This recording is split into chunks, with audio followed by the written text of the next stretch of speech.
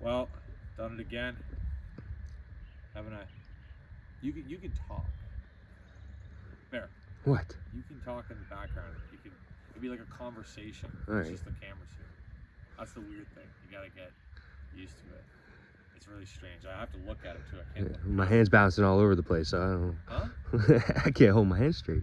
I'm talking. It doesn't matter. So what are we doing here today, Warren? It's what the hell is it?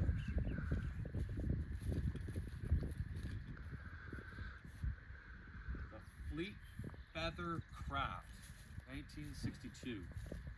Bought it for $750. It's got a 1964 Johnson. What is it? A 40 horse on it? I think so. 40 or is it a 50? I don't know. And I don't really care. I'm not going to use it. But it's been sitting since 2009. And I'm going to make it run and drive again. Probably not with this though. Full new Come setup. on in closer.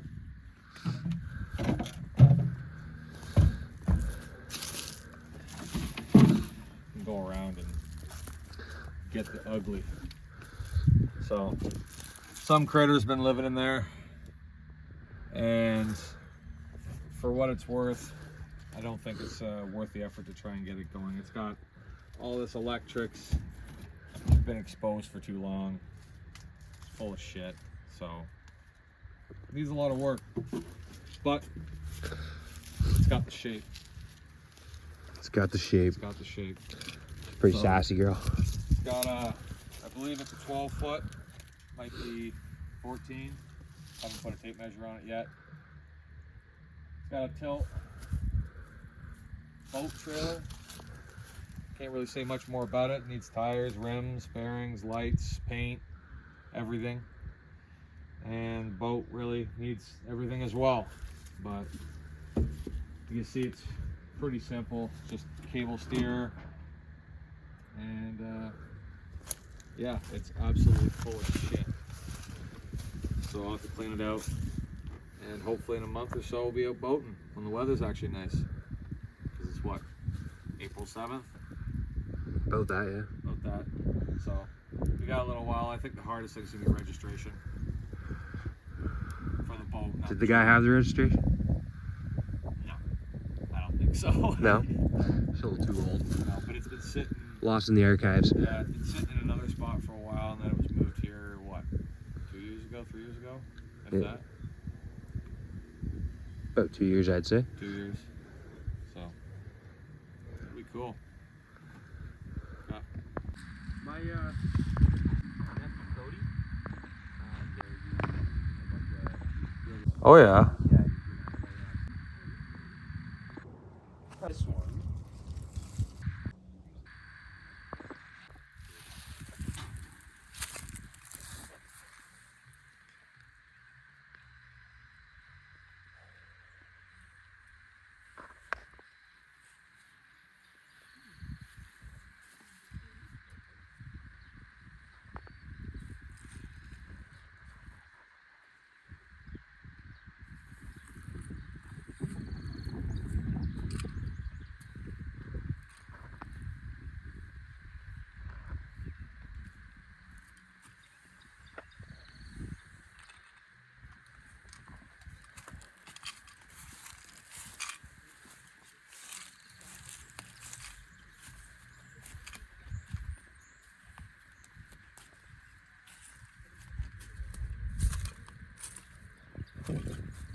That's all right.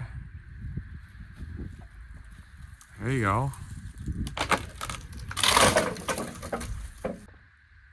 Well, back at it. Another day. Brought me some tires, got the truck, and of course I brought the wrong receiver. It's 1 7/8". I don't think I have one of those. But at the least, I could do the tires.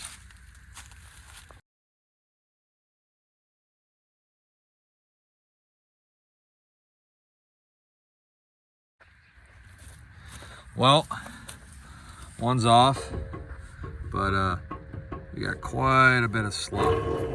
That doesn't sound very good. I only got 10 kilometers or maybe a little more than that to go, but that's pretty bad. I think I'm gonna get a pair of channel locks, pop the bearing buddy off, take it apart, see if it's really bad. If it's really bad, I might have to smear some grease in there. If not, I'll just tighten the nut up a little bit more and send it. I'm gonna redo the bearings anyways, but just kind of want to get it home before we lose sunlight. Got a good spare, or two with me, but those tires are junk. And I brought some ratchet straps too, so we can strap this thing down.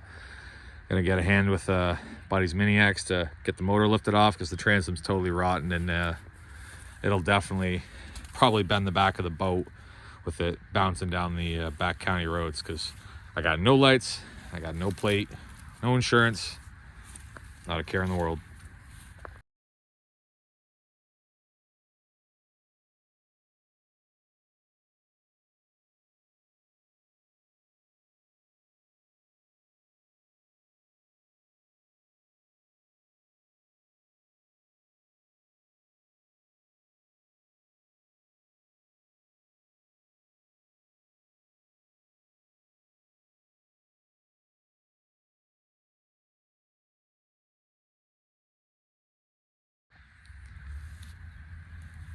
Well, no ends on the safety chains.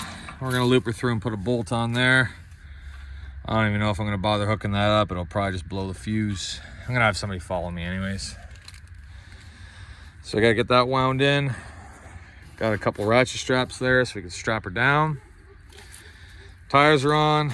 That bearing on that side was super loose, so pull it apart, tighten it up. This one's tight enough to go. And yeah, we'll get the back end strapped down, and we'll get this motor lifted off, hopefully. I don't know how wobbly it really is. Oh yeah, it's moving quite a lot. So pick that off, put it in the back of the truck. I got some way of unloading it when I get home anyways, and I'm not sure if I'm gonna use it, so I'll probably just take it off and run it on my stand. But yeah, tires are on, sunk in its hole, but it's out of the spot it was sitting in.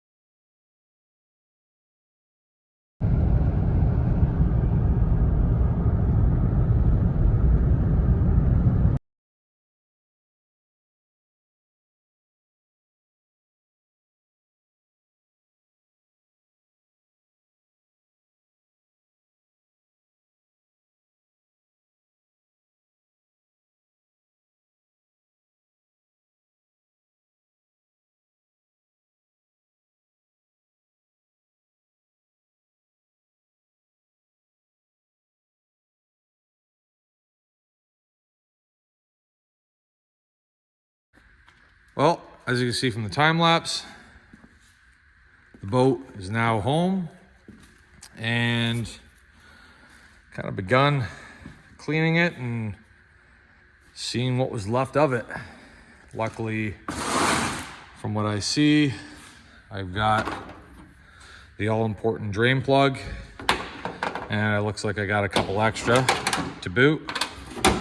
Seized up pair of channel locks, quick connect that's going in the trash, and a junk carabiner. And the only other thing that I got was an old flat blade Mastercraft screwdriver. So not really much of a haul as far as goodies are concerned, but extremely clean compared to how it was. Now I am going to power wash it all out, but I might not do that until I'm done all my work, only just because I know I'm just going to get it dirty again. And I don't like doing things twice if I can help it. Obviously it's still very dirty, but a lot better than it was.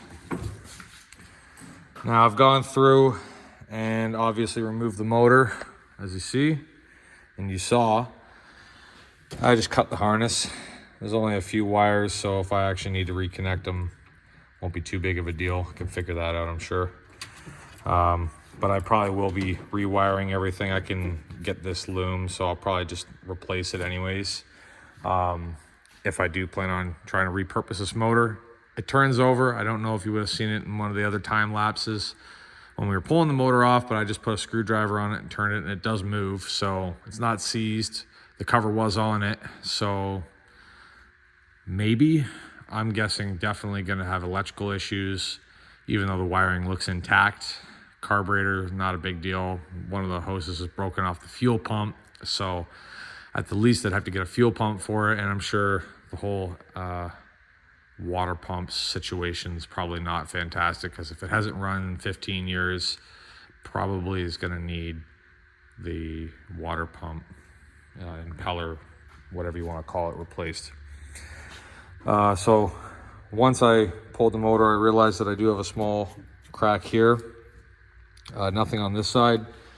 And then I'm not sure if I noted, but there is a crack there. So I have a friend coming over. He's really good at TIG welding, so I'm gonna have him weld that and have him weld this. Obviously, I'm going to remove the transom and just build a new one. I'll probably just use plywood and then treat it, so hopefully it doesn't rot out for quite a few years.